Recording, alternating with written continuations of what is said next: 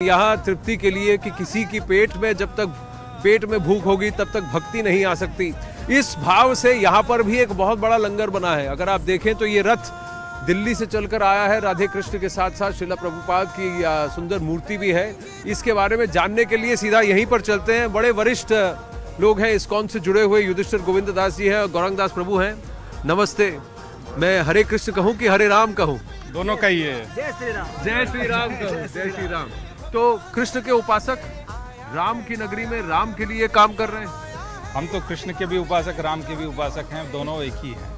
क्योंकि जब आप देखिए भगवान कृष्ण भी जब यहाँ स्वयं अयोध्या पधारे थे, और ये एक ऐतिहासिक पल है जहाँ पे हम भगवान कृष्ण और भगवान राम का जो दोनों ही हम हरे कृष्ण जब जपते हैं, हरे राम भी जपते हैं। हाँ। तो उन दोनों का प्रचार प्रसार करने और उनका यहाँ पे आशीर्वाद प्राप्त करने के लिए पूरे विश्व से भक्त यहाँ आए हैं। जी, एक प्रश्न है, मैं गौरांग प्रभु से हमेशा पूछता हूँ। मैं चाहता हूँ कि जितने लोग इसको समझे उसको समझे कि उपनिषदों में तो कहा गया है कि हरे राम राम राम हरे हरे, हरे कृष्ण कृष्ण कृष्ण हरे हरे। लेकिन वहाँ चैतन्य महाप्रभु का जो सिखाया मंत्र है वो उल्टा है, रिवर्स है। राम तो पहले आए थे, तो इनके महामंत्र में कृष्ण कैसे पहले आते? सर, आपको भी पता है कि जब तक कोई भी प्रोडक्ट यूज़र फ्रेंडली न हो तो वो लोग उसको प्रयोग नहीं कर पाते। तो चैतन्य महाप्रभु जब प्रचार करना आरंभ किए तो लोग ऑब्जेक्शन उठाने लगे कि भाई उपनिषद का मंत्र है, इसके लिए प्री क्वालिफिकेशन चाहिए, ये चाहिए वो चाहिए। तो उन्होंने कहा चलो भाई हम इसको हरे राम के बदले हरे कृष्ण से स्टार्ट करेंगे। तो ये जो है हर व्यक्ति अपने जीवन में ले सकता है। लोगों के घरों घरों तक उन्होंने पहुंचा दिया और इसके लिए कोई मिनिमम क्वालिफिकेशन नहीं छोड़ा। तो यानी कि जो लोग कहते थे कि तुम नहीं कर सकते, सिर्फ हम ही करेंगे, इन्होंने बस मीटर घुमा दिया। राम कहे कृष्ण कहे राम कहे, मंत्र तो एक ही होगा। तो ये इस तरीके से सबको कर दिया। तो ये हरे कृष्ण का कीर्तन आप सब जगह करते हैं, यहाँ आप क्या कर रहे हैं? यहाँ पे हमारा 1 महीने का कैंप होगा इस्कॉन का।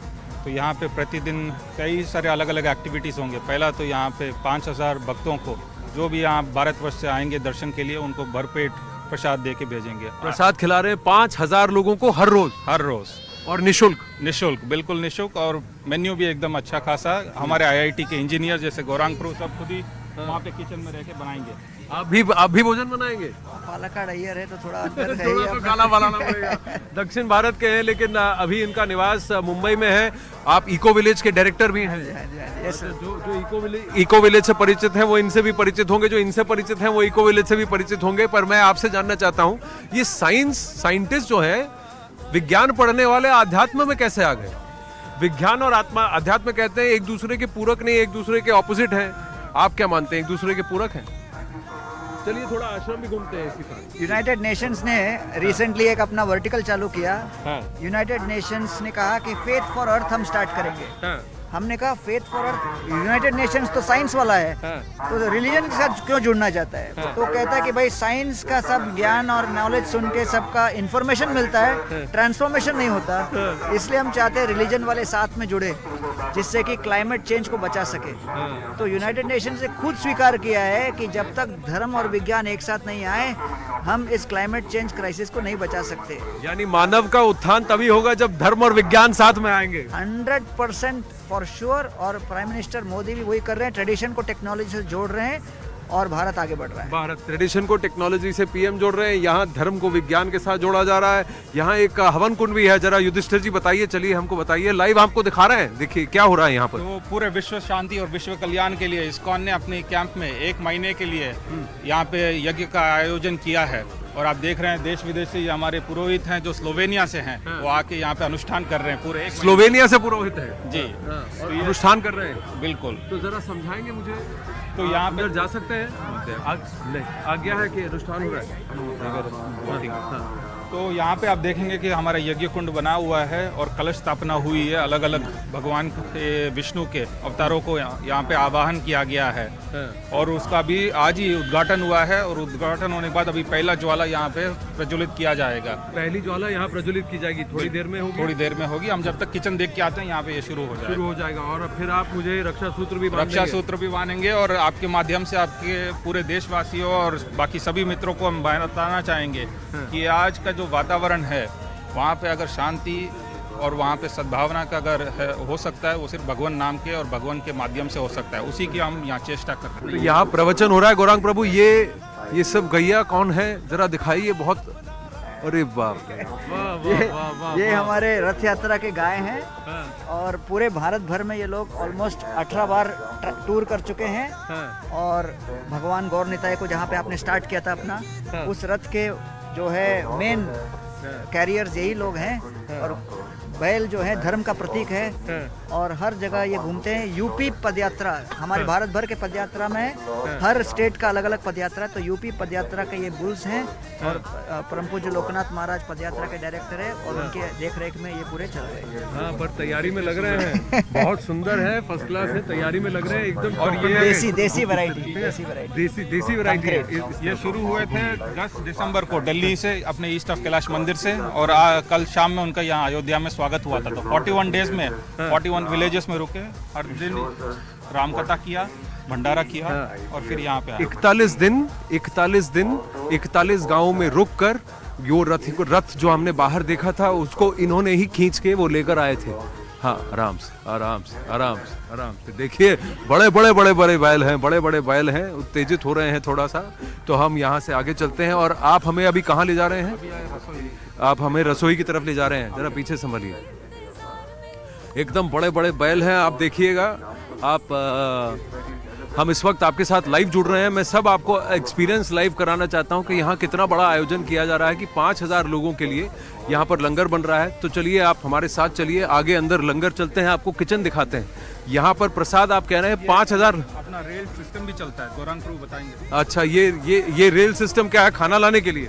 देखिए सर, भारत तो चल रहा है गाँव के आधार पर। तो हमने गांव के लोगों को एम्पावर करने के लिए उनके हिसाब से यहाँ पर टेक्नोलॉजी लगाया है।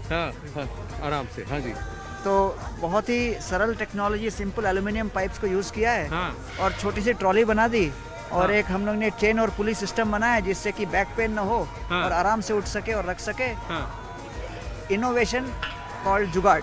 इनोवेशन कॉल्ड जुगाड़ है। ये बहुत बड़ा लंगर इनका अंदर बन रहा है। थोड़ा लाइट ट्रांजिशन होगा, मैं लाइव आपको दिखाने की कोशिश कर रहा हूँ कि देखिए 5000 लोगों के लिए कितना बड़ा भंडारा लग रहा है यहाँ पर। ये देखिए, ये यहाँ पर आधुनिक तरीके से, अरे वाह, ये वर्ल्ड का सबसे बेस्ट वेजिटेबल कटिंग मशीन है। इसका नाम है हॉल्डे, जर्मन मेड है। 200 आदमी का काम ये एक मशीन अकेले करता है।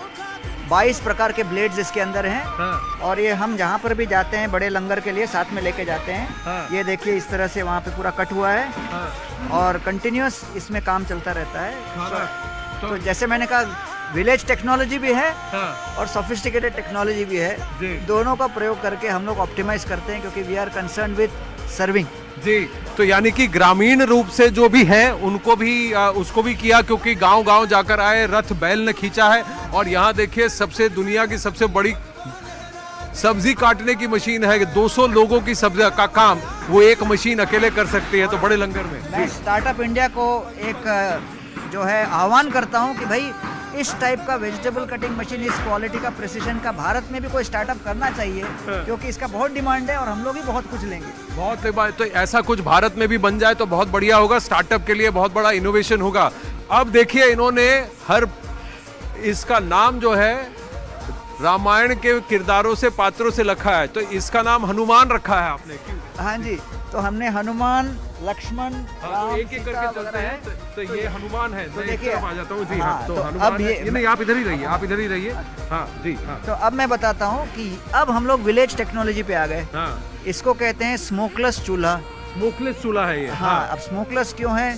क्योंकि यहाँ पर आप बीच में देख रहे हो एक रॉकेट एल्बो जा रहा है। हाँ जी, सिंपल साइंस, नीचे गर्म, ऊपर ठंडा, ऊपर उड़ जाएगा सीधा उसके। तो यहाँ पर धुआं नहीं होगा और चूल्हा जल रहा है और ऊपर चला जाएगा। तो यहाँ से स्टार्ट होता है हम लोग का 1 2 3 4। तो ये हनुमान है, ये लक्ष्मण है। लक्ष्मण है। आइए इस तरफ चलते हैं, इस तरफ चलते हैं। ये राम दरबार का किचन है, तो इसीलिए ये देखिए, ये लक्ष्मण, तो यहाँ पर इस चूल्हे को लक्ष्मण दिया है नाम।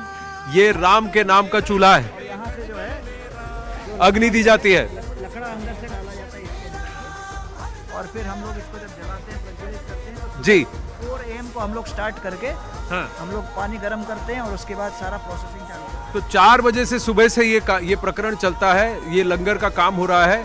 हम बात करते हुए भी चले कि मैं आपसे जानना चाहूंगा गौरांग प्रभु, लोग जो राम को काल्पनिक कहते हैं, आपने तो राम जी, लक्ष्मण जी, सीता मैया के नाम का, हनुमान जी के नाम का चूल्हा लगाया है, पर लोग राम को काल्पनिक मानते हैं, तो क्या राम काल्पनिक है?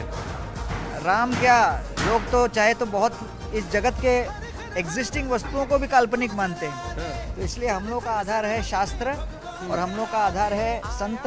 तो गुरु, साधु और शास्त्र हम कहते हैं, इस प्रमाण के आधार पर हम लोग उनको वास्तविक मानते हैं। और कोई काल्पनिक वस्तु इतने साल तक अपना मार्केट नहीं बना के रख सकती। तो इसलिए जिस तरह का आप माहौल देख रहे हो और जिस तरह की श्रद्धा और लोगों का अनुभव आप देख रहे हो, इससे आप समझ सकते हो कि भाई रामचंद्र जी की सेवा पूजा में जो आदान प्रदान है वो वास्तविक है। अरे वाह, ये तो बहुत सुंदर आपने बनाया है रामलला और तो यहाँ प्रभु पर श्री राम लक्ष्मण जी, तो जो कुछ भी देवी यहाँ पर सीता बनता मैया है, हाँ। यहाँ सब कुछ भोग भगवान लगा है। सीता, राम, लक्ष्मण, हनुमान जी को भोग लगता है। हाँ। और भोग लगने के बाद प्रतिदिन हम लोग 10,000 लोगों का वितरण करते हैं। एक बात आपसे पूछना चाहूंगा गौरांग प्रभु, आप इधर आए। युधिष्ठिर को मैं ये देखना चाहता हूँ कि ये जाड़े का मौसम है तो आपने सभी विग्रहों को ऊनी कपड़े उड़ाए हैं, ऊपर से आपने शॉल उड़ाया है। क्योंकि हम भगवान और उनके विग्रह को काल्पनिक नहीं मानते, काल्पनिक उनको तो वास्तविक ठंड हमें भी मानते लगती है हैं। तो उनको भी लग सकती है। It's a personal philosophy. हाँ। तो हम चाहते हैं कि भाई जो कुछ भी भगवान के लिए आनंद दे हम वही करें, इसलिए हाँ। अभी मेरे हाथ में आप देख रहे हैं बहुत सुंदर ये भोग है जो प्रसाद रामलला के लिए चढ़ा था, राम प्रभु श्री राम, सीता मैया और लक्ष्मण जी के लिए चढ़ा था, उसका प्रसाद मुझे भी मिला है। अब इस प्रसाद को चखने का मेरे पास समय है, उसको मैं चखने वाला हूँ। लेकिन जाते जाते मैं आप सबसे एक आग्रह करूँगा, मेरे पास समय बहुत कम है, तो जल्दी से इस लंगर से जब हम बाहर आ रहे हैं, अच्छा ये आपने क्रेन भी लगाया हुआ है, अरे बाप रे, इसको ये तो आपको दिखाना पड़ेगा कि इतना बड़ा जो भंडारा होगा इसको लिफ्ट कैसे किया जाएगा। ये देखिए क्रेन से इसको लिफ्ट किया जाएगा, ये देखिए। तो ये ट्रेडिशन और टेक्नोलॉजी का ये अद्भुत मेल है। नीचे चूल्हा है और हाँ, अच्छा वाड़ा गांव के हैं वो और ये मेनू हरिदास जी ने डिजाइन किया है वो IIT के हैं, मैं IIT का हूँ, दोनों एक साथ मिलके किए। अच्छा, एक ITI के हैं, एक IIT के हैं और इन्होंने मिलके इस क्रेन को डिजाइन किया है। तो आप देख रहे हैं कि धर्म और विज्ञान, आध्यात्म की नगरी श्री अयोध्या धाम में कैसा फैंटास्टिक कॉम्बिनेशन हो रहा है। बहुत मजा आ रहा है। मैं आशा करता हूं कि आपको भी ये इस एक्सपीरियंस में बहुत आनंद आया होगा। आप सबका बहुत बहुत धन्यवाद। Thank you very much. Thank you very much. अब प्रसाद खाने का वक्त आ गया है, मैं आपसे विदा लेता हूँ।